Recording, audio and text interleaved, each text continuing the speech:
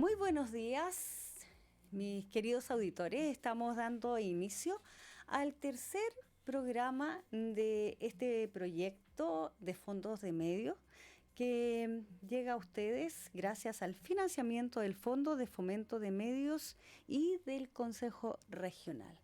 Nuestro proyecto, titulado El rol comunitario en el cuidado del medio ambiente, los desafíos ante el cambio climático. Hemos escuchado que el cambio climático actual tiene un apellido, cambio climático antropogénico, es decir, variaciones que se ven en la atmósfera con eventos extremos forzados por el aumento de la emisión de gases de efecto invernadero, principalmente CO2 o dióxido de carbono, a raíz del actuar del ser humano. Hoy vamos a tratar este tema con un invitado muy especial. Él es Gianfranco Paulo Marcone Osorio, quien nació en Viña del Mar el 28 de marzo de 1974. Se tituló como meteorólogo en la Universidad de Valparaíso y obtuvo un magíster en cambio climático en la Universidad Europea del Atlántico en España. Se desempeñó como docente en carreras afines al estudio de los recursos naturales y fundó Chile Weather.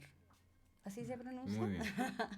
Una empresa dedicada a promulgar la cultura meteorológica y la actualidad ambiental mediante instancias de educación y charlas motivacionales referentes al cambio climático. Padre de 2 hijos, Gianluca y Colomba, y también de 2 hijos peludos, como él mismo lo ha dicho, 2 perritos, Balú y Luca. Se considera un apasionado de la meteorología y las comunicaciones, así que en la actualidad es presentador en El Tiempo de Canal 13. Dice, comillas, tengo como objetivo seguir inculcando la cultura meteorológica y la actualidad ambiental, enseñando a las personas y dándoles herramientas que les permitan tener diariamente una vida más sostenible y más amigable con el planeta.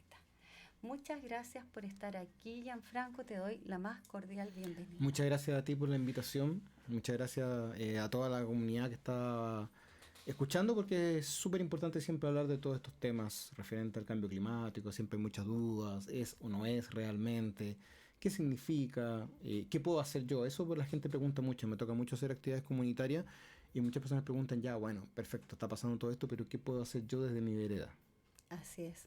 ¿Y qué es el cambio climático, Gianfranco? ¿Cómo se define en las palabras? Porque yo partí haciendo una pequeña introducción, Sí. pero también son palabras que a mucha gente les queda como difícil comprender. Sí. ¿Qué es el cambio A ver, climático?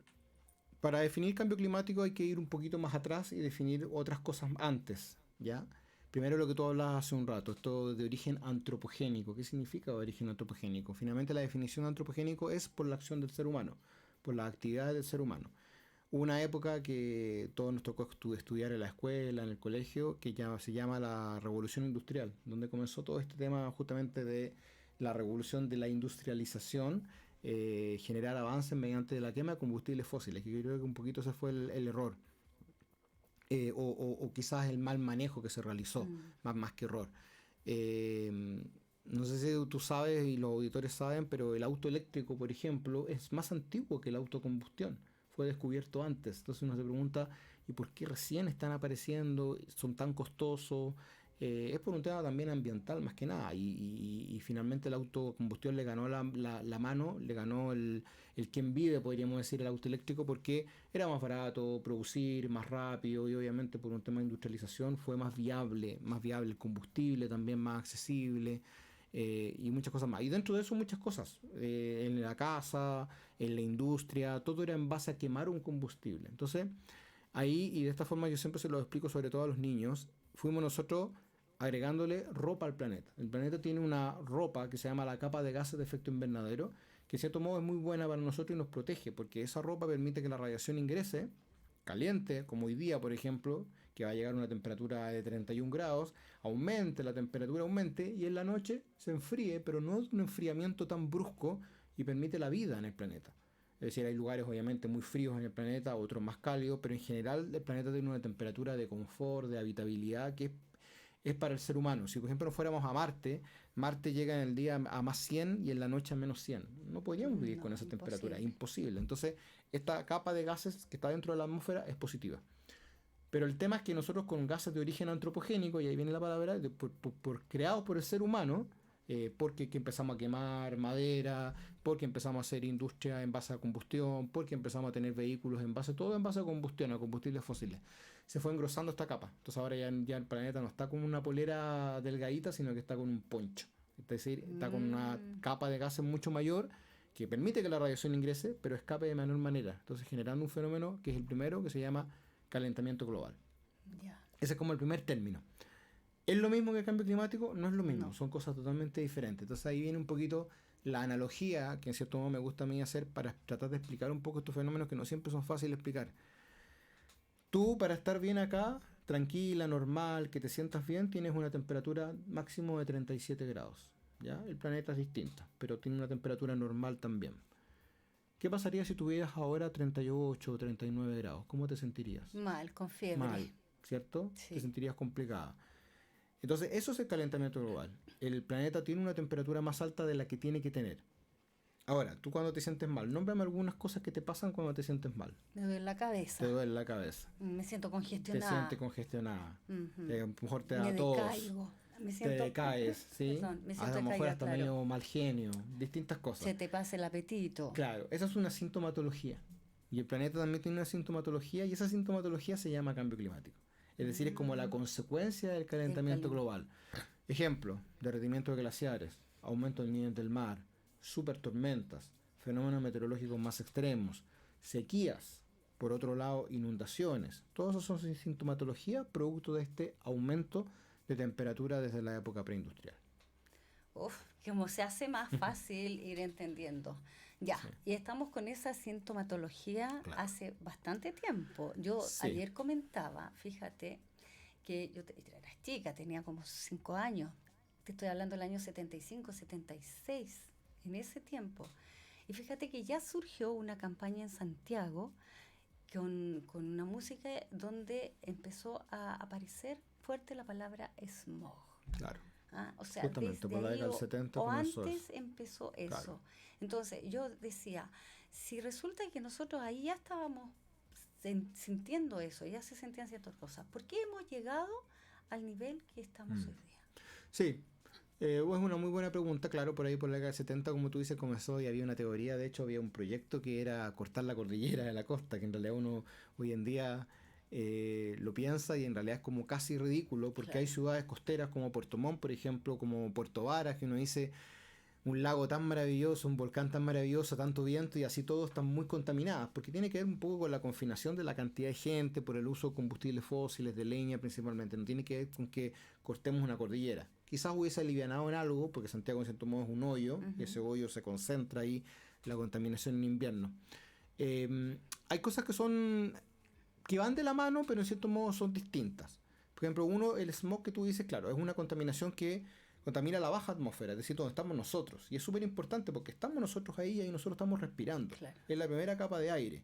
Si esa contaminación está en la primera capa de aire, nos está complicando a nosotros los ojos, la nariz, la garganta, y de hecho hoy día se habla también del PM2,5, que es una partícula mucho más finita que ni siquiera te pica los ojos y te pica la garganta, sino que pasa directamente a los pulmones. Por lo tanto, el daño es mucho más directo.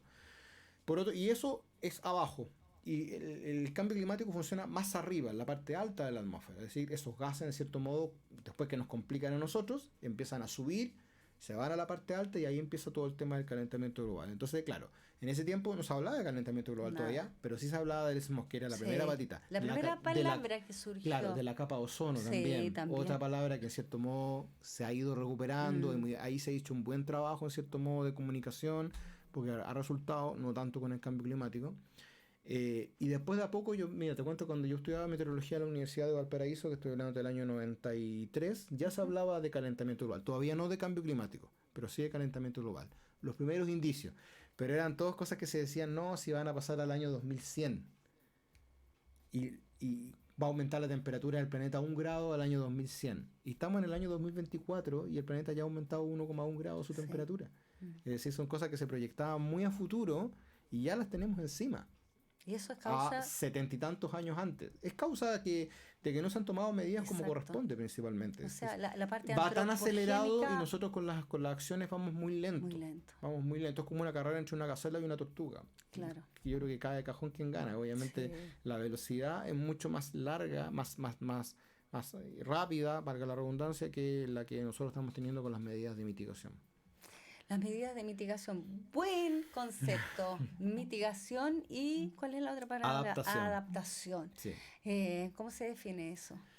Eso es lo que nosotros hoy día podemos hacer ante la crisis climática. Lo peor acá es entrar en la ecoansiedad que se llama hoy en día, que es perseguirse la colita como un perrito y no hacer nada, sino que darse vuelta en círculo, desesperarse. Le pasa mucho a los jóvenes hoy en día eso, la ecoansiedad. Adaptarse, primero adaptación. Pucha, los días como hoy día, por ejemplo, 32 grados, sobre todo los adultos mayores, los niños, probablemente ya no puede salir la señora Juanita a pagar una cuenta de la luz o del agua, no sé, a Plaza de Armas a mediodía, porque obviamente los niveles de radiación hoy día son más intensos, las temperaturas son más altas. Santiago también tiene una estructura poco amigable en ese sentido porque es puro cemento. El cemento absorbe, luego devuelve y es un sector que se sobrecalienta mucho. Nosotros otro día solamente en el canal hicimos un experimento que fue poner un termómetro en el suelo, un día de calor, 32 grados viene en el aire y el termómetro en el suelo llegó a 50 y tantos grados. No, eso es lo que estás pisando tú y eso obviamente te devuelve. Eso es lo que pisan las mascotas con sus colchoncitos de las patitas. Entonces, claramente es complicado. Entonces, adaptaciones, quizás ya no puedo salir a pagar cuenta a mediodía, tengo que salir a las 10 de la mañana. Ya no puedo ir a votar ahora, sobre todo la segunda vuelta, quizás a la hora que iba antes. Quizás yo no me puedo vestir de negro, tengo que vestirme más de blanco, porque el blanco permite que la radiación rebote más y no absorba tanto. La hidratación, el protector solar, muchas cosas que hoy en día las muertes en Chile, si bien ya no es como, todavía no es como Europa, y ojalá nunca lleguemos a esos niveles, que mueren 60.000 personas al año por olas de calor, en Chile ya están aumentando por efectos del calor. No directamente que la gente cae muerta, que pasa en Europa, en la calle, producto de una muerte súbita, casi por 50 y tantos grados, pero en Chile ya hay muertes por que le dio un golpe de calor, cayó al hospital la persona, era diabética o tenía alguna complicación y obviamente finalmente producto de ese golpe de calor que le dio, se le produjo una cadena de situaciones que finalmente perdió la vida, pero ya está ocurriendo. Y por otro lado, lo que tú decías, la mitigación. La mitigación es cuál es el aporte que yo puedo hacer para que uno dice, pero yo lo que haga, ¿qué se va a significar? Bueno, que la idea es que sea 1 más 1 más 2 son 2, 2 más 2 son 4 y vayamos sumando. ¿Qué aporte podemos hacer tanto individualmente como comunidad? Es súper importante eso, el medio ambiente es muy comunitario, es súper comunitario y ustedes tienen un rol súper importante en eso. De, por ejemplo, pucha, si veo que yo, oye, ¿cómo voy a querer que composte? ¿Cómo voy a querer que recicle si no tengo tiempo? Si el punto limpio me queda cerca. Hoy en día está el reciclaje más domiciliario con la ley REP. Hagamos una compostera comunitaria, hagamos un reciclaje comunitario en el pasaje, en la villa, en el edificio, una huerta comunitaria que permita obviamente hacer turnos, trabajarlos en distintos horarios, en distintos días, que no nos dé una carga de trabajo muy grande diariamente, porque obviamente todos trabajan, la mayoría de las personas, y así podemos hacer un aporte. Hay varios tipos de aporte, por ejemplo, usar el transporte público, usar la bicicleta, caminar, compostar los residuos orgánicos, reciclar, un jardín seco, es decir, se llama plantas de bajo consumo en realidad, que consuman menos agua, una huerta comunitaria, por ejemplo. Todas esas son acciones que me permiten a mí hacer mi aporte, bajar mi huella de carbono individual y poder dar una pequeña... No vas a solucionar el tema con lo que tú vas a hacer. Y por más que digamos, ya, mágicamente hoy en día todo el planeta se puso consciente y va a hacer algo. Tampoco lo vamos a solucionar, porque los gases de efecto invernadero se degradan con mucho tiempo. Como se demoraron en aumentar, se van a demorar en degradarse. Por lo tanto, esto no es para ti ni para mí. Esto es para nuestros hijos y quizás para nuestros nietos. Es decir, pero es importante tomar las acciones ahora para que ellos, obviamente, tengan un planeta mejor. Oye, qué fuerte lo que se escucha y que, claro, en todo caso, lo que nos estás diciendo. El tema de la mitigación y la educación creo que tienen que ir de la mano en este tema, ¿cierto? Sí, totalmente de la mano, súper fundamental porque no sacamos nada con instalar, por ejemplo, un punto limpio, un punto verde que también se llama, un punto de reciclaje, es decir, distintos contenedores, uno azul, uno amarillo, uno verde, así con colores, y no hacer educación, porque si uno a la semana va a ver esos contenedores, Una persona que no sabe y obviamente no tiene la culpa porque no le enseñaron, piensa que son 4 basureros. Claro. Y tú los abres y ves de todo de los 4. Entonces es importante la educación, decir, no señora, el verde son Tetra Pak, el amarillo son, estoy poniendo cualquier color porque no me Sí, sé los por colores de eso. memoria, amarillo latas, el otro cartón, y así nos educamos. No ponga ¿cómo se llama? El lollipop que no se terminó de comer, no lo echa ahí, no eche cáscara de plátano, porque si no termina siendo un basurero. Claro. La idea es separar lo orgánico de lo inorgánico, y lo inorgánico también tiene una separación. Entonces uno se pregunta a veces por qué. Porque claro, porque las empresas que después trabajan ese material necesitan que ese material esté limpio, esté aplastado, esté separado, para que obviamente hacer un poquito más fácil el proceso, que ellos después solo van a aprovechar y van a decir, ¿sabes qué? Ya no fabricamos una mesa con materia virgen, ya no estamos matando árboles para hacer una mesa, sino que la estamos fabricando con lo que usted, en vez de haber botado a la basura, lo recicló. Entonces ahí tienes un doble beneficio. Evitas matar un nuevo recurso natural y evitas botar basura. Qué importante, pero yo Súper importante. siento que está muy lejos del común de la gente. Sí. ¿Faltan políticas públicas, crees tú? Sí, yo creo que falta para que nos pongamos yo creo que las pilas? falta quizá un poquito más de velocidad.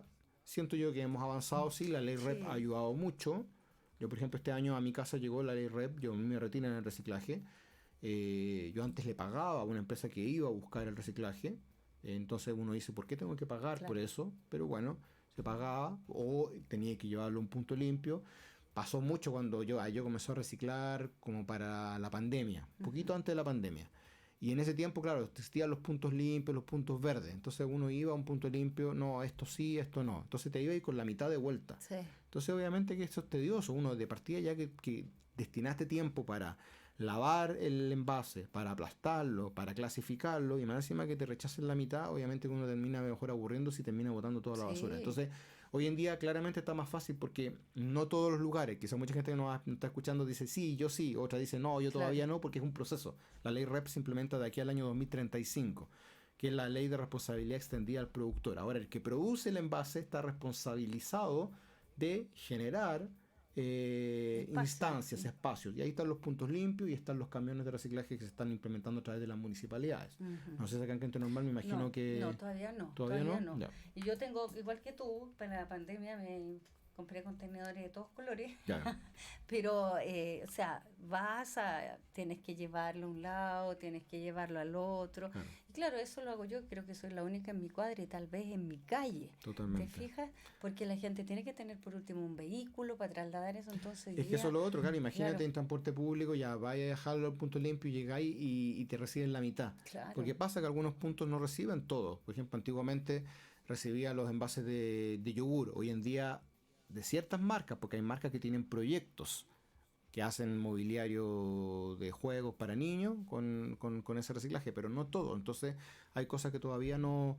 Pilas, por ejemplo, neumáticos, está recién como ingresando el tema de la ley REP, las baterías de los vehículos, muchas cosas que todavía no están con una norma, por lo tanto si no tiene una norma no hay obligación en cierto modo de reciclarla. Y el ser humano es de leyes y a la fuerza, o sea, Totalmente. es muy difícil que lo hagas por convicción, ¿cierto? Sí. Y por último hay gente que no puede nomás, ¿te fijas? O sea, no por ejemplo, me pasa mucho a mí donde yo vivo, que te pasa en la empresa que está con la municipalidad trabajando y te retira el reciclaje, pasa un camioncito como el camión de la basura, pero pasa el camión de reciclaje, sigue pasando la basura, por supuesto, igual. Te pasan 3 bolsas, una... Tetra Pak, lata, es como varias cosas, todo tipo de plástico. La otra cartón y papel y la otra vidrio. Entonces pasa que algunos vecinos, por ejemplo, yo lo he visto, lo llenan con todo y finalmente termina siendo basura. Claro, acá a las mujeres cuando pasa el camión de reciclaje no se lo va a llevar y se lo va a llevar a la basura. No estamos cumpliendo el objetivo. Pero en otra parte del mundo te multan por eso. Sí, y es te que multan. Entonces, en cierto modo, ahí está el tema de que es algo obligatorio y hay que hacerlo. Oye, un país como Suiza, que son tan como relojitos, han tenido que tener multas para todo para poder ordenarse. Sí, en Francia, por ejemplo, me comentaban que en París pasa un día el camión que retira cartón, pasa otro día el camión que retira botellas, Justamente. Pero yo te digo, ahí hay que tener un nivel de dinero a nivel gubernamental. Bueno, estamos hablando, claro, países que obviamente tienen un nivel... nivel de ingreso país obviamente distinto a nosotros, entonces Pero por eso justamente está esta ley REP, porque la misma industria que es la que genera ese tipo de envases, hoy en día, por ejemplo, si yo compro un envase desechable o retornable, perfecto, si quiero comprar el desechable porque es más barato, puedo hacerlo porque está la posibilidad de reciclarlo. Hace unos años atrás no estaba, entonces lo ideal era comprar el retornable, que en cierto modo igual pasa a ser en algunos años, dura más que el otro, pero en cierto modo en algún momento ya hay que destruirlo también, porque tiene cierta cantidad, creo que son 6 o 7 pasadas que puede tener el envase retornable. Entonces el vidrio, por ejemplo, también es eterno, pero ahí tú puedes ver cómo es la diferencia según el trato que tú le des. Por ejemplo, si tú tienes un vaso de vidrio y se te quiebra, tomáis la palita, lo echáis a la palita y lo tiras a la basura, haces un daño gigante, porque eso puede estar hasta 1000 años, ese vidrio ahí echando contaminación en un vertedero, en un relleno sanitario. Y quemando además, porque se habla también puede provocando incendio, justamente probable incendio y muchos daños. En cambio, si ese vaso que se te quebró, tú decidiste echarlo obviamente a una bolsita, pero llevarlo a un punto de reciclaje, eso es una oportunidad porque lo van a fabricar otro producto de vidrio con eso. Entonces finalmente te das cuenta que eso yo lo aprendí con una persona que tiene una empresa que lo aprovecho de nombrar, Michel Compañón, de Converplast, que es una empresa de plástico que comenzó como plástico virgen y él la transformó era del papá, la transformó a plástico reciclado. Que en cierto modo el plástico no es el problema. Yo era bien enemigo del plástico y decía, ¿quién se le ocurre inventar el plástico? Inventar el plástico. Y en realidad el plástico no es el problema. Te fijas, es quien toma la decisión de cómo trata el plástico. Claro. Porque si el plástico lo botáis a la basura, es cacho gigante, porque va a estar millones de años ahí emitiendo gases, generando problemas, generando contaminación. En cambio, si tú lo reciclas, que se puede hoy en día reciclar el plástico, claramente es una oportunidad porque van a fabricar un nuevo producto con ese plástico que tú podrías haber botado a la basura. Entonces, ¿de qué es el problema del plástico? No, pues el problema es de quién tomó la decisión de qué hacer con ese plástico. De nuevo volvemos al concepto antropogénico. También, lo mismo, claro que sí. Oye, en tu empresa, ¿Weather? Chile Weather, sí. Chile Weather. Sí. Eso es clima, ¿verdad? Justamente, clima Chile, en cierto modo. ¿Cómo puedes plantearnos una muy buena experiencia que tengas o que hayas tenido ahí y la más mala experiencia que tengas a nivel de todo esto? Uy, yo creo que mala en cierto modo no hay experiencias malas, en ese sentido súper buena experiencia en todo.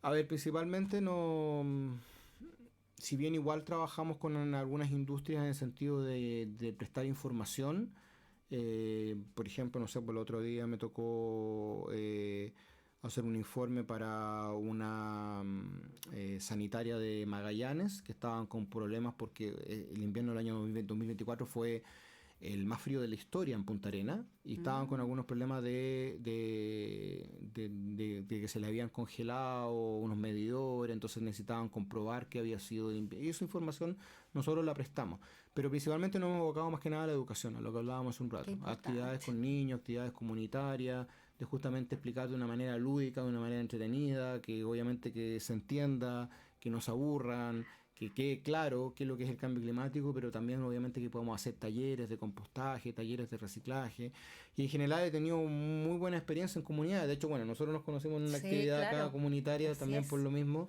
a través de Enel, que hacíamos un ciclo de actividades comunitarias, regalamos compostera.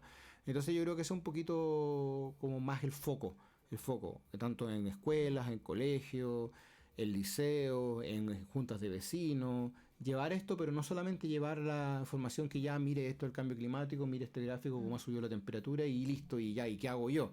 Quedan ahí colgados, claro. No, pues sino que también las soluciones, talleres con soluciones, eficiencia energética, que este año se enfocaron harto en ese ámbito de eficiencia energética, que nos permita decir, ya, yo soy un actor principal, acá yo puedo hacer algo.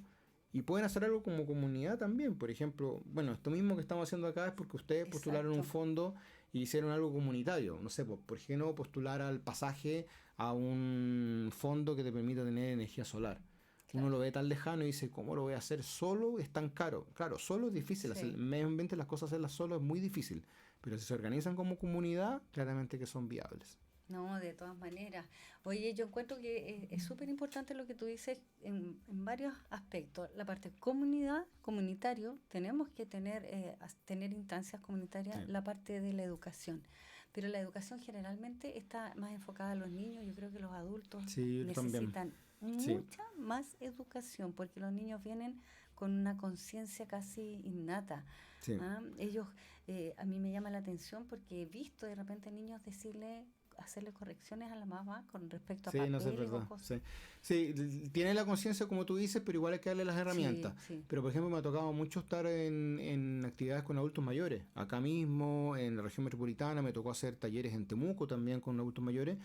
Y trabajar con adultos mayores también es bastante agradable, una experiencia súper bonita porque también están muy ávidos de esta información que para ellos, por un lado, son cosas que dicen, oye, pues esto lo hacía hasta mi mamá. Claro. El medio ambiente igual tiene cosas súper ancestrales, no son cosas nuevas. Oye, El son las reciclaje cosas quizás es algo ancestrales, nuevo, pero el claro. compostaje es algo muy Lo antiguo. ancestral es lo que hay que revivir, Eso, justamente, para sí. que podamos. Quizás el compostaje con lombrices es algo un poquito más nuevo. La técnica de encerrar las lombrices en una caja para que hagan el trabajo ahí, pero el compost es algo muy ancestral. Entonces son cosas que la huerta, ¿para qué decir? Con mayor razón. Entonces son cosas que se van a lo mejor trayendo a la memoria y a ellos igual les gusta eso. De todas maneras, Mm. yo creo que sí. ¿Y cómo ves tú? ¿Cómo ves tú el futuro de este tema tan importante en Uf, la realidad?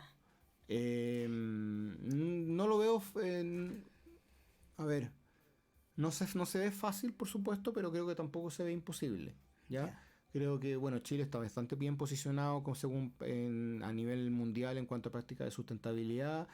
Chile tiene un tema bastante especial, que Chile como es un país muy chiquitito, la huella que dejamos como Chile, Es como chica, país, es claro. muy pequeña. De hecho, la huella de pura Latinoamérica es del 6% del planeta, es decir, Imagínate. las emisiones de gases de efecto invernadero. Entonces, eso a veces desmorona y desilusiona porque uno dice, pucha, si el país más grande del mundo no está haciendo mucho, ¿por qué Es tengo que poco, hacerlo claro. yo? ¿Qué Sí. aporte? ¿Quién va a mover la aguja a lo que yo haga? Es Bueno, igualmente insignificante, mueve la claro. insignificante. Mm. Pero por otro lado, tienen que pensar que la huella del chileno, no del Chile ya como país, sino que del personaje chileno, tú, yo, es grande. La huella chilena es más grande que la de un ciudadano promedio del planeta.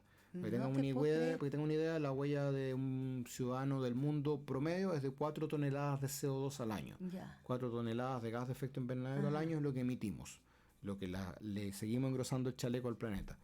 La de chileno es 4,66, es decir, está a ¿Y 66 de dónde está? sobre. Planteamos dónde está nuestra diferencia. Yo creo que principalmente en los hábitos diarios, en tema de basura. La basura es un gas de efecto invernadero hoy en día muy potente, el metano, que se emite por la descomposición de la basura, tanto orgánica como inorgánica. Yo creo que es algo importante también en la casa, en el día a día. Santiago también tiene un tema muy importante del tema de transporte. Como el transporte público sabemos que si bien es grande, es bueno, es robusto, se habla que es uno de los mejores del mundo prácticamente, pero en cierto modo tiene problemas. Entonces a veces Claro. personas que deciden sacar el auto igual, muchas personas en autos solos, por lo tanto eso genera claramente una baja eficiencia también, aparte que genera ataco y genera grandes otras complicaciones más igual. Pero vamos para adelante. Sí, yo soy un convencido de que se puede, quizás como te digo, no vamos a ver los resultados nosotros, Ujú. pero yo con que después mis hijos, mis nietos vean los resultados, obviamente con eso Estamos voy a estar pagados. feliz, po. Que es lo mínimo que tenemos que Sí, hacer, claro. oye, arreglarle el planeta a Sí. las futuras generaciones. Sí, totalmente. Mira, estamos llegando al final de Oye, qué rápido nuestro pasó. paso rápido. Te agradezco, pero Gracias a ti, po. infinitamente. Muchas gracias por este tiempo que yo en la mañana cuando veía el tiempo decía, ay, te espero en la radio. Muchas gracias, Gracias a ti por la Gianfranco. invitación, Marina. Espero que sea una inyección para nuestros auditores. Ojalá, porque así lo sea. Y también me gustaría ver si podemos seguir en contacto y Sí, por que supuesto. veamos qué cosas podemos hacer a futuro. Por ¿Te supuesto. parece? Cuenta Te con dejo. ello. Muchas gracias. Bueno, y les recuerdo a nuestros auditores que este programa llega a ustedes gracias al financiamiento del Fondo de Fomento de Medios y del Consejo Regional. Muchísimas gracias y nos vemos o nos escuchamos, mejor dicho, en el próximo programa. Gracias, chao.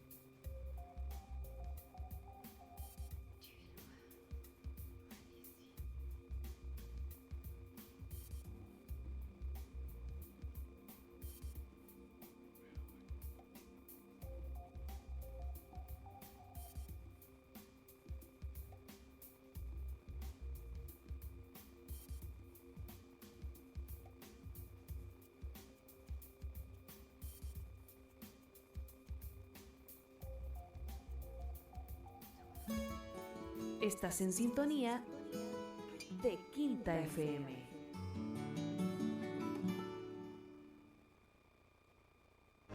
Los Pajaritos Angelitas Bar, Chopería, Restaurante, La Gran Picada de Quinta Normal. Desde 1942, un restaurante con tradición. Almuerzos a empresas, colaciones, famosos por sus litas bar. Cada lunes, Sergio Lagos te pone al día en su programa Los Vecinos Informan. Fechas y datos importantes, mucha información necesaria y el acontecer de nuestra comuna. Los Vecinos Informan con Sergio Lagos en Radio Quinta FM.